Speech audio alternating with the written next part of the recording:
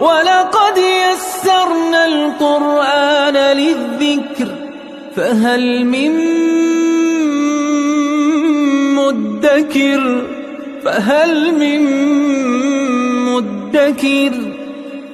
اعوذ باللہ من الشیطان الرجیم بسم اللہ الرحمن الرحیم الحمد للہ رب العالمین وصلی اللہ علی سیدنا و نبینا ابی القاسم المصطفى محمد وعلى آلہ الطیبین الطاہرین المعصومین اما بعد اعوذ باللہ من الشیطان الرجیم بسم اللہ الرحمن الرحیم ان الدین عند اللہ الاسلام وما اختلف الذين أوتوا الكتاب إلا من بعد ما جاءهم العلم بغيا بينهم ومن يكفر بآيات الله فإن الله سريع الحساب صدق اللہ العلی العظیم۔ سورہ آل عمران کی اس اہم آیت میں پروردگار عالم نے ایک بہت ہی بنیادی اصول جو تمام ادیان کے لیے مشعل راہ ہے، تمام ادیان اور تمام مذاہب، تمام مشرب ان کے لیے ایک بہت بڑا واضح پیغام ہے کہ اگر تمہیں اللہ کا قرب حاصل کرنا ہے، اگر تمہیں لقاء اللہ پہ فائز ہونا ہے، اگر تمہارا یہ نعرہ ہے کہ ہم دین کے پیروکار ہیں، ہم دیندار ہیں، ہم کسی دین کے ماننے والے ہیں، تو اس کا بنیادی اصول یہ ہے کہ تمہیں پروردگار عالم کی رضا اور اس کے ارادے کے سامنے سر تسلیم خم کرنا ہے۔ حقیقی معنوں میں اسلام اللہ کے سامنے جھک جانے کا نام ہے۔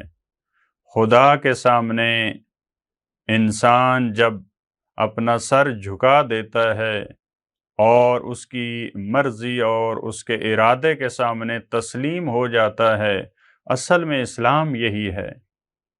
اسلام فقط ایک نام نہیں ہے، فقط ایک ٹائٹل، ایک عنوان نہیں ہے کہ ہم کہیں ہم مسلم ہیں، ہم مسلمان ہیں، لیکن ہم کام وہ کر رہے ہوں جو اللہ کے ارادے کے خلاف ہوں، جو اللہ کی مرضی کے خلاف ہوں، تو نام سے مسلمان، حقیقی مسلمان وہ نام سے نہیں بنتا۔ حقیقی مسلم، حقیقی مسلمان وہ کام سے بنتا ہے، وہ عمل سے بنتا ہے۔ لہٰذا اس آیت میں بہترین اور جامع ترین تعریف اور مختصر ترین تعریف ایک دیندار کی اور ایک متدین کی قرآن کریم نے بیان فرمائی ہے۔ ان الدین عند اللہ الاسلام، یقیناً دین اللہ کے ہاں وہ اسلام ہے۔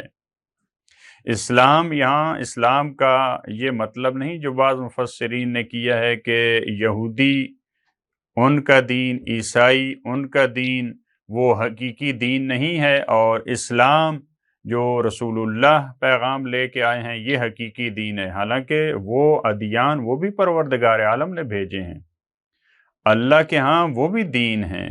اللہ کے ہاں یہودیت ایک دین ہے، اللہ کے ہاں مسیحیت ایک دین ہے، اللہ کے ہاں اسلام، یہ سارے ادیان ہیں۔ اسی وجہ سے ان کو ادیان کہا جاتا ہے۔ یہ الہی ادیان ہیں، یہ آسمانی ادیان ہیں۔ لیکن یہ آیت ایک بڑے مفہوم کو بیان کرنا چاہتی ہے کہ اگر یہودی اللہ کی مرضی کے سامنے جھک جائیں تو حقیقی اسلام وہی ہے۔ یہودی ہوتے ہوئے وہ مسلم ہیں۔ اگر عیسائی اللہ کی مرضی کے سامنے جھک جائیں تو وہ عیسائی ہوتے ہوئے مسلم ہوں گے۔ اگر مسلمان اللہ کے ارادے کے سامنے جھک جائیں تو یہ حقیقی معنوں میں مسلمان ہیں۔ وہ مسلمان جو اللہ کی رضا، خدا کے ارادے، الہی احکامات، الہی شریعت کے سامنے نہیں جھکتا، وہ مسلمان نہیں ہے۔ اگرچہ وہ نام میں کہہ رہے کہ میں مسلم ہوں، میں مسلمان ہوں، میں کلمہ پڑھنے والا ہوں، میں شہادتین کا اقرار کرنے والا ہوں، لیکن وہ حقیقی طور پہ مسلم نہیں ہے۔ لہٰذا یہ اسلام اگر اس آیت کے سیاق و سباق کی روشنی میں دیکھا جائے تو یہ تسلیم کے معنی میں ہے، جس کو مولا کائنات نے بھی نہج البلاغہ میں جس کی تعریف، جس کی تشریح فرمائی کہ ان الاسلام هو التسلیم، اسلام یہ ہے کہ انسان پروردگار عالم کے سامنے جھک جائے، سر تسلیم خم ہو جائے۔ لہٰذا اس کی طرف یہ اشارہ کہ دین، حقیقی دین وہ ہے کہ، اور اللہ کے ہاں وہ دین ہے، وہ دیندار ہے کہ جو اللہ کے سامنے جھک جائے۔ اور اس کے بعد والا جو مطلب ہے وہ بھی بہت اہم ہے، وَمَا اخْتَلَفَ الَّذِينَ أُوتُوا الْكِتَابَ إِلَّا مِن بَعْدِ مَا جَاءَهُمُ الْعِلْمُ بَغْيًا بَيْنَهُمْ، جیسا کہ ہم نے اس سورہ کے آغاز میں، سورہ آل عمران کے آغاز میں عرض کیا تھا کہ ایک بہت بڑا حصہ یا مرکزی اور محوری نقطہ اس سورہ کا وہ اہل کتاب خصوصاً نصارہ کے حالات ہیں، جیسا کہ سورہ بقرہ کا ایک بہت بڑا حصہ وہ یہودیوں اور بنی اسرائیل کے حالات وہاں پہ بیان ہوئے تھے۔ تو اسی کی روشنی میں یہاں بھی اہل کتاب کو مخاطب قرار دیا ہے، فرمایا کہ اختلاف نہیں کیا ان لوگوں نے جن کو کتاب دی گئی، کتاب جن افراد کو، جن دین کے پیروکاروں کو، چاہے وہ یہودی ہوں، چاہے نصرانی ہوں، چاہے دوسرے ادیان ہوں، جن کو بھی آسمانی کتاب دی پروردگار عالم نے، انہوں نے اختلاف نہیں کیا، الا من بعد ما جاءہم العلم بغیا بینہم، انہوں نے کب اختلاف کیا؟ جب ان کے پاس علم آ گیا، جب ہدایت کا پیغام آ گیا، جب انبیاء آئے، اس وقت انہوں نے اختلاف کیا۔ اور اس اختلاف کی وجہ کیا تھی؟ بغیاً بینہم، ایک دوسرے پر ظلم، ایک دوسرے پہ ستم، ایک دوسرے کے ساتھ حسد، یہ وجوہات تھیں جس کی وجہ سے انہوں نے اختلاف کیا۔ ایسا نہیں ہے کہ ان کا اختلاف لا علمی کی بنیاد پہ تھا، جہالت کی بنیاد پہ تھا۔ اگر لا علمی اور جہالت کی بنیاد پہ اختلاف ہو، انسان کو کسی چیز کا علم نہ ہو، وہ دوسرے سے اختلاف کر رہا ہو، تو وہ مذموم اختلاف نہیں ہے۔ لیکن دین آنے کے بعد، شریعت آنے کے بعد، انبیاء آنے کے بعد، علم آنے کے بعد جب اختلاف ہوتا ہے تو وہ قابل مذمت اختلاف ہے۔ لہٰذا اہل کتاب کا یہ اختلاف، اور اگر اے رسول، اس میں یہ بھی اشارہ ہے کہ اے نبی، اگر آپ کی بات نہیں مان رہے، اگر یہود و نصارہ آپ کے ساتھ اختلاف کر رہے ہیں حضرت عیسیٰ کے بارے میں یا دوسرے معاملات میں، اپنے دین کو صحیح سمجھ رہے ہیں، تو یہ علم آنے کے بعد ان کا اختلاف ہے، کیونکہ ان کی کتابیں ان حقائق کو بیان کر چکی ہیں، رسول اللہ کو بیان کر چکی ہیں، ان کی بعثت کا تذکرہ ہو چکا ہے۔ وَمَن يَكْفُرْ بِآيَاتِ اللَّهِ فَإِنَّ اللَّهَ سَرِيعُ الْحِسَابِ، اور اس کا اب یہ نتیجہ کیا ہوگا اس اختلاف کا، جو علم آنے کے بعد یہ اختلاف کرتے ہیں، جو بھی اللہ کی آیات کا انکار کرے گا، جو بھی اللہ کی آیات پہ پردہ ڈالے گا، چھپائے گا، فَإِنَّ اللَّهَ سَرِيعُ الْحِسَابِ، تو یقیناً اللہ بڑا جلدی حساب لینے والا ہے۔ ایسا نہیں ہے کہ اگر یہ پروردگار عالم کی آیات کا انکار کر رہے ہیں تو یہ ان کو کچھ ہونے والا نہیں ہے، یہ تو بڑی اپنے سکون کی زندگی بسر کر رہے ہیں، نہیں، اگلی آیات میں بیان ہوگا کہ یہ دنیا میں بھی سکون سے نہیں رہیں گے، آخرت میں تو ان کے لیے وہاں پہ تو ذلت ہے، وہاں پہ تو ان کے لیے رسوائی موجود ہے۔ فَإِنْ حَاجُّوكَ فَقُلْ أَسْلَمْتُ وَجْهِيَ لِلَّهِ وَمَنِ اتَّبَعَنِ، اس کے بعد والی آیت، اس میں بھی اہل کتاب کا تذکرہ۔ اگر یہ آپ سے محاجہ کریں، اگر آپ سے احتجاج کریں، اگر آپ سے یہ نزاع اور جھگڑا کریں، فَقُلْ أَسْلَمْتُ وَجْهِيَ لِلَّهِ، تو آپ کہہ دیجئے میں نے تو اپنے چہرے کو اللہ کے سامنے جھکا دیا ہے۔ اس میں ایک تعریض ہے، ایک اشارہ موجود ہے کہ آپ کو ان سے گفتگو کرنے کی ضرورت نہیں ہے، کیونکہ گفتگو کا اثر نہیں ہے۔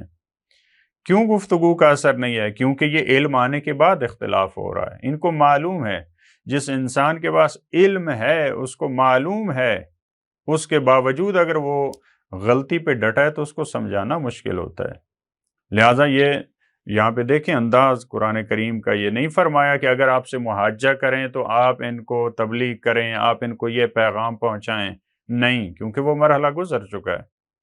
فَقُلْ أَسْلَمْتُ وَجْهِيَ لِلَّهِ، تو یہ کہہ دیں کہ میں نے اپنے چہرے کو اللہ کے سامنے جھکا دیا، میں تو خدا کے فرمان کے سامنے جھکنے والا ہوں، میں تو اس کے سامنے سر تسلیم خم ہوں۔ دیکھیں یہاں وجہ چہرے کا تذکرہ ہے، کیونکہ جب انسان کا چہرہ جھک جاتا ہے تو پھر انسان کے سارے قوا، پھر انسان کے سارے اعضاء و جوارح وہ جھک جاتے ہیں، جیسے انسان پیشانی اپنی سجدے میں رکھ دیتا ہے۔ تو یہ مظہر ہوتا ہے انسان کے جھکنے کا، انسان کے خضوع اور خشوع کا چہرہ۔ اسی وجہ سے فرمایا وجہی للہ، میں نے اپنے چہرے کو، میں نے اپنے رخ کو اللہ کے سامنے جھکا دیا۔ ومن اتبعن، اور وہ جو میرا اتباع کرنے والے ہیں وہ بھی اسی طرح سے ہیں۔ یہاں پہ اس لفظ کے ساتھ دیکھیں رسول اللہ کا احترام۔ یہ بھی کہا جا سکتا تھا کہ میں نے اپنے چہرے کو جھکا دیا اللہ کے سامنے، اور مسلمانوں نے جو خدا کے اطاعت گزار ہیں انہوں نے، لہٰذا یہ رسول اللہ کا احترام مد نظر تھا، لہٰذا فرمایا ومن اتبعن، اصل میں تھا ومن اتبعنی، اور جو میرے پیروکار ہیں، جو میری اتباع کرنے والے ہیں، جو مجھے اسوہ قرار دیتے ہیں، وہ بھی ایسے ہیں۔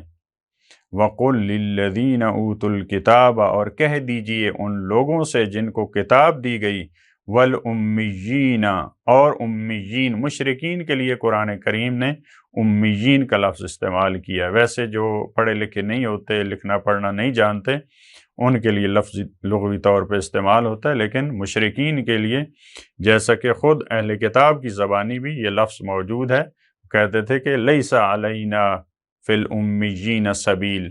تو یہ لوگ جو مشرکین طبقہ تھا، کفار کا طبقہ، ان کے لیے یہ لفظ استعمال ہوا ہے۔ تو یہاں پہ آپ دونوں مخاطب ہیں قرآن کریم کے، اور رسول اللہ کو حکم ہوا آپ کہہ دیجئے جن کو کتاب دی گئی یعنی یہود و نصارہ سے، والامیین اور مشرکین سے، اَأَسْلَمْتُمْ، کیا تم اسلام لاؤ گے، کیا تم اسلام قبول کرو گے، کیا جس روش پہ تم چل رہے ہو یہ اسلام ہے، کیا تم اسلام قبول کرنے والے نہیں ہو؟ کب تک تم اس راستے پہ چلتے رہو گے، کب تک تم گمراہی میں رہو گے؟ یہاں پہ کیونکہ دونوں حقیقی معنوں میں، یہود و نصارہ بھی حقیقی معنوں میں مسلم نہیں تھے، جھکے نہیں تھے، اور مشرکین مکہ وہ تو ویسے منکر تھے، لہٰذا دونوں کو ایک سیاق میں بیان کیا کہ دونوں جھک جاؤ اللہ کے سامنے۔ کیا آپ تسلیم ہونے والے نہیں ہو؟ فَإِنْ أَسْلَمُوا فَقَدِ اهْتَدَوْا، اگر تم تسلیم ہو جاؤ تو تم ہدایت یافتہ ہو۔ تب تم ہدایت یافتہ ہو جب اللہ کے سامنے تم جھکو گے۔ جب تک جھکتے نہیں ہو، جب تک خدا کے سامنے سر تسلیم خم نہیں کرتے، اس وقت تک تم ہدایت یافتہ نہیں ہو، اگرچہ تم نعرہ لگاتے رہو کہ ہم ہدایت یافتہ ہیں۔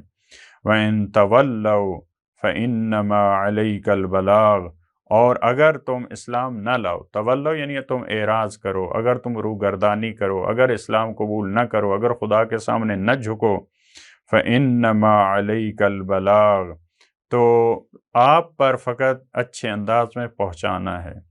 بلاغ کی ذمہ داری، تبلیغ کی ذمہ داری یہ رسول اللہ کی ذمہ داری ہے، زبردستی نہیں ہے۔ بعض دوسری آیات میں بڑے واضح انداز میں بیان فرمایا کہ آپ ان پہ مسیطر نہیں ہیں، آپ ان کو مجبور نہیں کر سکتے، آپ جتنا حرص کریں آپ ان کو ہدایت کی راہ پہ نہیں لا سکتے، لہٰذا آپ کا کام پہنچانا ہے۔